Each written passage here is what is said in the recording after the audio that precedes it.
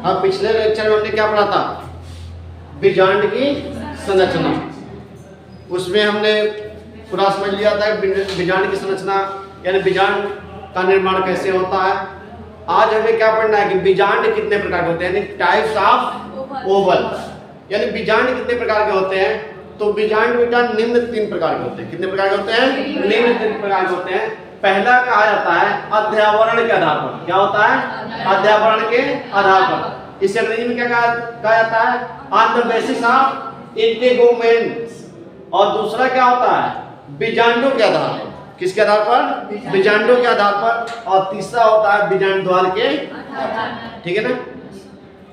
यानी खास तौर से आपको बताया गया कि जो बीजांड होते हैं वह निम्न कितने प्रकार के होते हैं? 3 प्रकार के होते हैं। अब 3 में जो पहला हमको क्या पढ़ना है? अध्यावरण के आधार पर। किसमें पढ़ना है? अध्यावरण के आधार पर। ये अध्यावरण के आधार पर ये निम्न ये भी 3 प्रकार के होते हैं। अध्यावरण के आधार पर यानी अध्यावरण समझ रहे हो ना, जो उसमें अध्यावरण होता है उस आधार पर पुष्पीय पादपों में बीजांड कितने प्रकार के होते हैं? 3 प्रकार के होते हैं। जो पहला होता है, कुछ ऐसे पौधे होते हैं जो एक अध्यावरण नहीं होते हैं। क्या होते हैं? एक अध्यावरण नहीं होते हैं। कुछ ऐसे होते हैं जो द्वि अध्यावरण नहीं होते हैं। और तीसरा क्या होते हैं? कुछ ऐसे पुष्पीय पादप हैं जो बिल्कुल क्या होते हैं? अध्यावरणहीन होते हैं, यानी उसमें अध्यावरण होता ही नहीं है। तो देखो एक अध्यावरणी क्या होगा? एक अध्यावरणी देखा जाए तो कुछ ऐसे पुष्प हैं, कुछ ऐसे पुष्प हैं यानी कुछ ऐसे पुष्पीय पादप हैं जिनमें जो है बीजांड की जो संरचना होती है वह बीजांड की संरचना जो है एक अध्यावरणी होती है। क्या होती है? यानी उसमें सिर्फ एक ही अध्यावरण होता है। कितना अध्यावरण होता है? एक अध्यावरण होता है। जैसे वो कौन से पुष्पीय पादप हैं? तो आपने सूर्यमुखी देखा है। सूर्यमुखी क्या होता है? सूर्यमुखी क्या होता है? एक अध्यावरण का बना होता है। उसमें अध्यावरण की संख्या कितनी होती है? एक होती है। गेंदा का फूल देखा है, उसमें भी जो है बीजांड क्या होते हैं? एक अध्यावरण का बना हुआ होता है। दूसरा देख लो द्विअध्यावरणी। दूसरा क्या है? द्विअध्यावरणी। बताया गया कि ये ऐसे पुष्पीय पादप होते हैं जिसमें बीजांडों की संख्या क्या होती है? उसमें 2, यानी इसमें जो बीजांड होते हैं वह कितने अध्यावरण से मिलकर बने होते हैं? 2 अध्यावरण से मिलकर बने होते हैं। कितने से मिलकर बने होते हैं? 2। यानी उसके बीजांड जो है 2 अध्यावरण से मिलकर बने होते हैं। और जितना भी पुष्पीय पादप पाए जाते हैं, अधिकतर पुष्पीय पादप ऐसे होते हैं, लगभग 80% पुष्पीय पादप ऐसे होते हैं जिनका बीजांड 2 अध्यावरण से मिलकर बना होता है। और तीसरा होता है अध्यावरणहीन। यहाँ इसके हेडिंग से पता चलता है अध्यावरणहीन का मतलब क्या है? यानी ऐसा पुष्पीय पादप जिसका बीजांड बिना अध्यावरण का ही बना हो, यानी उसमें एक भी अध्यावरण न हो, तो क्या कहलाता है? अध्यावरणहीन कहलाता है। जैसे इसमें आ जाता है चंदन का पौधा देखे हो, तो उसमें जो बीजांड का निर्माण होता है, उसके पुष्प में जो बीजांड का निर्माण होता है वो क्या होता है? अध्यावरणहीन होता है। दूसरा जो है लैलेंथम है। क्या है? लैलेंथम है। ये आपके बुक में क्या कर रखा है? एग्जाम्पल दे रखा है। अब दूसरे के बारे में हम देखते हैं बीजांडों के आधार पर। तो बीजांड, आपने बीजांड देखा है ना, पौधे में बीजांड कितने भाग, कौन सा भाग होता है? जो उसका संरचना हमने देखा था उसमें बीजांड कौन सा भाग होता है आपको मैंने बता दिया था डायग्राम के माध्यम से। अब ये भी निम्न 2 प्रकार के होते हैं। ये कितने प्रकार के होते हैं? निम्न 2 प्रकार के होते हैं। पहले को कहा जाता है स्थूल बीजांडकायी बीजांड। क्या कहा जाता है? स्थूल बीजांडकायी बीजांड। और दूसरे को क्या कहा जाता है? तनु बीजांडकायी बीजांड। देखना इसमें सब जो है हम छोड़े हुए हैं, इसको ध्यान रखना। अब समझना है कि स्थूल बीजांडकायी बीजांड क्या होता है। इसमें आपको बताया गया था कि इसमें जो प्राथमिक भित्तियां होती है, यानी जो प्राथमिक कोशिका भित्ति होती है वह क्या करती है? बीजांड भित्ति का निर्माण करती है। बताया जा रहा है कि स्थूल बीजांडकायी बीजांड वाले यानी ऐसे इसमें जो पुष्पीय पादप होते हैं इसमें बीजांडों का निर्माण क्या होता है कि जो ऑलरेडी दीवार होते हैं, यानी जो प्राथमिक भित्ति किसे कहा जाता है? दीवार को कहा जाता है। दीवार को तो वह क्या करती है? कोशिका बीजांड क्या करती है? निर्माण करती है। बताया गया आपको एक बार और ध्यान से सुन लो।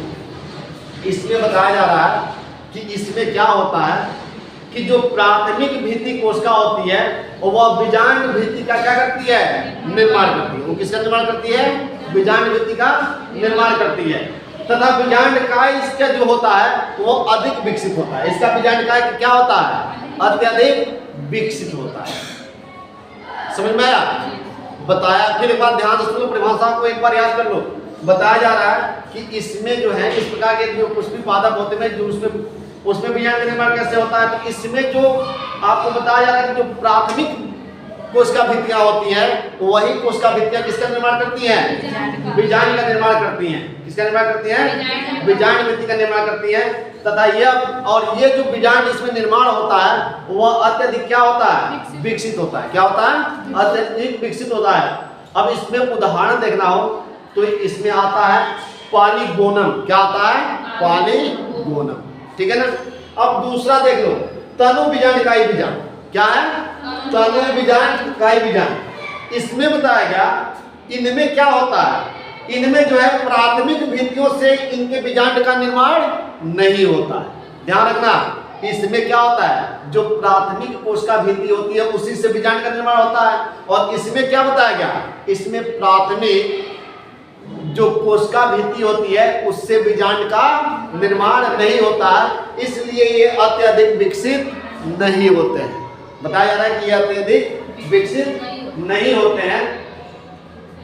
इसमें जो है इसका उदाहरण देखोगे तो इसमें आता है रूबिएसिस कुल के सदस्य। यानी इसका एग्जांपल क्या होगा, जो आपके एनसीईआरटी के बुक में दे रखा है उसमें दे रखा है रोबिएसी पादप जो होते हैं, जो यानी रोबिएसिस कुल के सदस्य।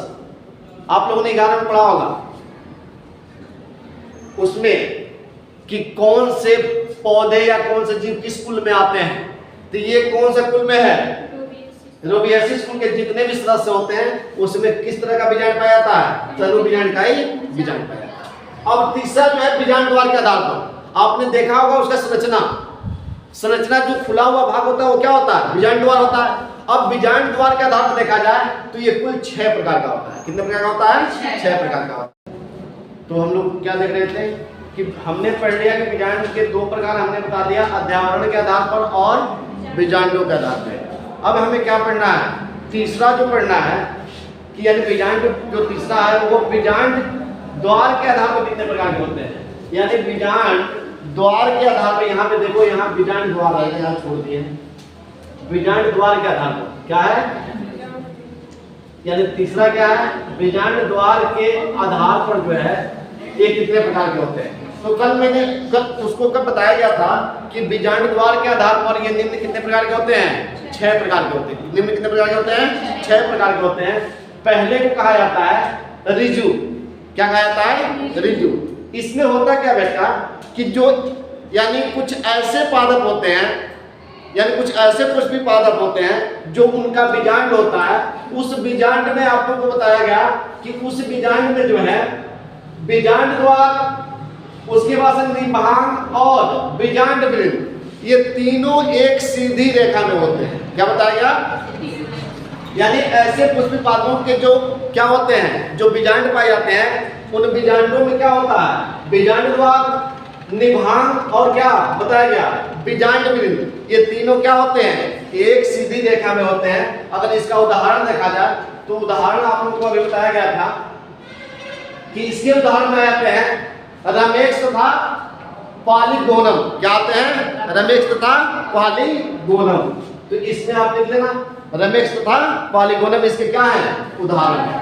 दूसरा आप लोगों को पढ़ना है प्रतीक। क्या पढ़ना है, यानी प्रतीक क्या है, जो इसमें आप देखो इसमें क्या होता है, इसमें बताया गया कि कुछ पुष्पी पादपों में जो बीजांड होते हैं, यानी कुछ ऐसे पुष्पी पादप होते हैं जिनके बीजांड क्या होते हैं, उल्टे होते हैं। क्या होते हैं, उल्टे होते हैं। यानी इसमें देखो बीजांड क्या है, उल्टा है। यानी कुछ ऐसे बताया जा रहा है, कुछ ऐसे पुष्पी पादप होते हैं जिनमें बीजांड क्या होता है, क्या होता है, उल्टा होता है।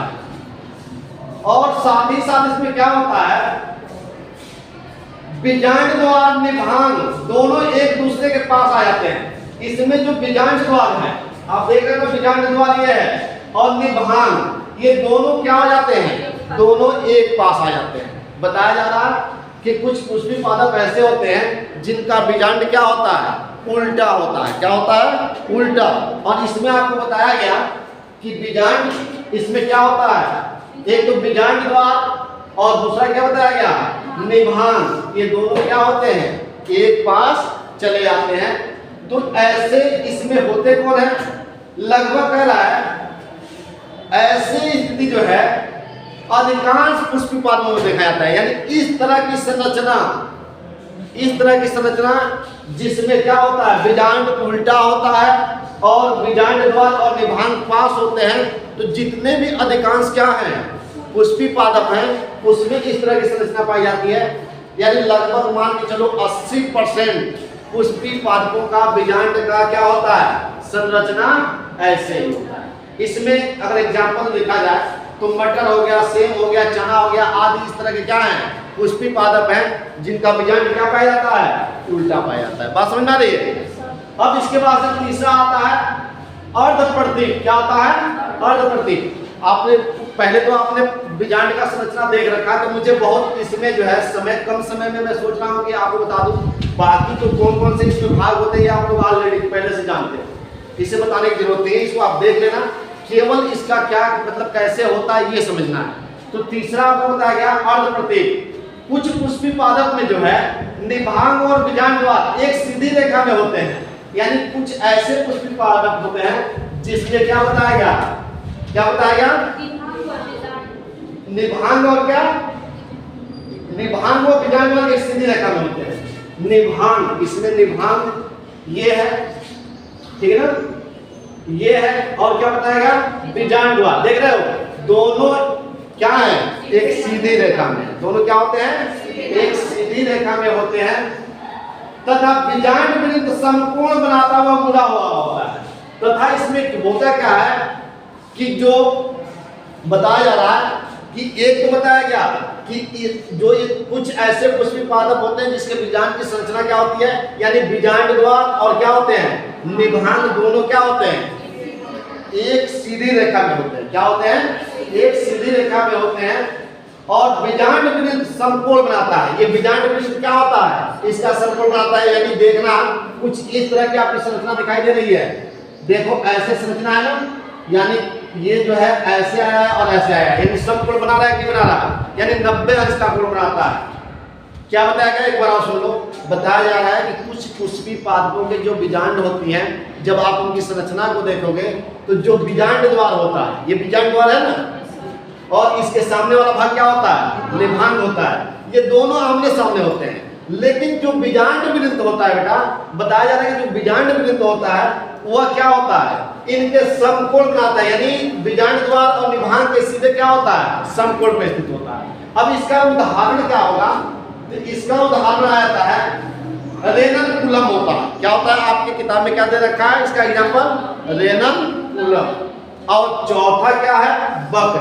क्या है, वक्र। यह जो है यानी ये पुष्पी पादपों के कुछ बीजांड ऐसे होते हैं जो मुड़ा हुआ होता है। क्या हुआ होता है, मुड़ा हुआ होता है, जिसमें बीजांड द्वार और निभांग एक सीधी रेखा में नहीं पाए जाते हैं। यानी इसमें क्या होते हैं, बीजांड द्वार और क्या बताया गया, बीजांड द्वार और निभांग दोनों एक सीधी रेखा में नहीं होते हैं। किसमें बताया जा रहा है, वक्र में। किसमें बताया जा रहा है, वक्र में। यानी इसमें बताया जा रहा है कि इसमें ये मान लो बीजांड द्वार है ना, तो यहाँ पे क्या होना चाहिए था, निभांग होना चाहिए था। तो यह एक सीधी रेखा में नहीं होते हैं।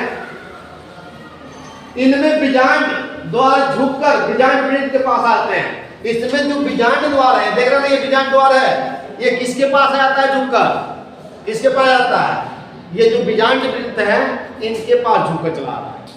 एक बात पुनः बता देता हूँ। बताया जा रहा है कि कुछ पुष्पी पादपों में जो बीजांड की संरचना देखी जाती है, तो वह बीजांड की संरचना कैसे होती है बेटा, इसमें जो है ये बताया गया कि निभांग और दूसरा क्या बताया गया, बीजांड द्वार, वह एक दूसरे के सीधे यानी एक सीधे सीधे में नहीं होते हैं, आमने सामने नहीं होते हैं। और जो इनका क्या है, जो बीजांड द्वार है, ये बीजांड द्वार क्या होता है बेटा, ये बीजांड वृंत के पास चला।